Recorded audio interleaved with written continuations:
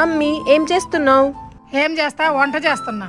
వంట తర్వాత చేదులే, నాకు జ్యూస్ చేసివా, జ్యూస్ తాగాలనుంది. సరే, చేయక తప్పుతుందా, చేస్తాము, వెళ్ళి కూర్చోండి. ఓకే.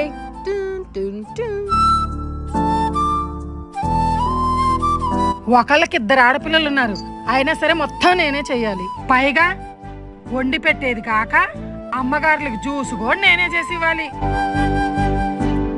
మళ్ళీ గ్లాసుల్లో పోసి సోఫాలలోకి బెడ్రూముల్లోకి అందియాలి. ఈ అమ్మలకి ఎప్పుడు తప్పిద్దో ఏమో ఈ కష్టాలు. అబ్బో, పెళ్లి కాకముందేమో మీరు నేర్చుకోండి, నేర్చుకుంటేనే కదా అత్తగారింట్లో బాగుండేది, వాళ్ళతో ఒక మాట పడకుండా ఉండేది అంటారు. పెళ్ళిళ్ళు అయినాక వంటింటికే పరిమితం మా బతుకులు.